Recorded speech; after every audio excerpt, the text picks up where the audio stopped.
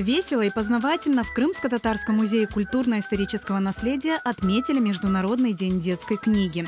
Здесь собрались воспитанники клуба детского развития «Фиданчех» и детской вокальной студии «Филис», педагоги и родители. Проводить такие мероприятия в стенах музея уже стало доброй традицией. Это возможность привить детям любовь к книге, к чтению, к родному языку и познакомить маленьких читателей с богатым миром детской литературы.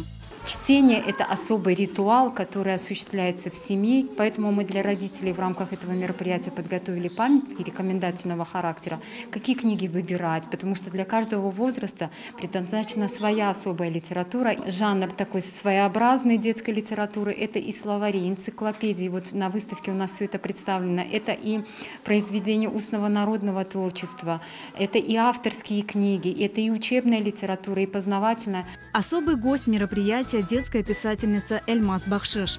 В рамках проекта «Масал Сааты» погрузила детей в волшебный мир крымско-татарской сказки.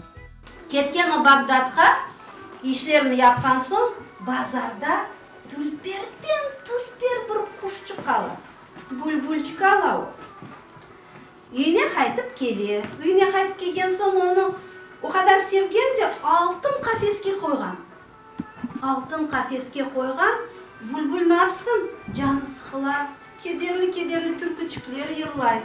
О, өзінің қорантасын сағынған соң әсіретлік дуя. Бүгін біз бүлбүл деген халық масалыны ағнаттық балаларға. Масал ағнатмақ ve масал dinlemek, балалардың тарапынан dinlemek. Бұл пек файдалы, пек мұйым бір шей. Балалар жанлы шекілде бір масалыны ана тілінде, қырым-татар тілінде dinlеп, ем сөз байлығыны да арттыралар, ем нутқ байлығыны арттыралар.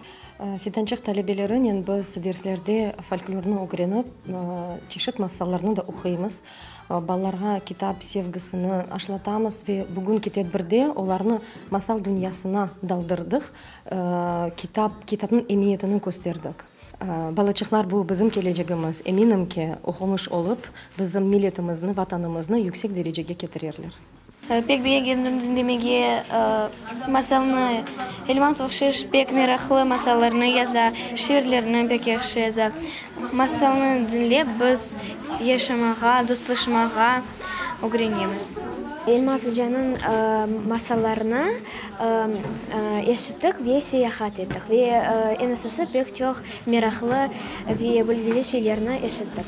Большой интерес у маленьких гостей вызвала увлекательная викторина на родном языке.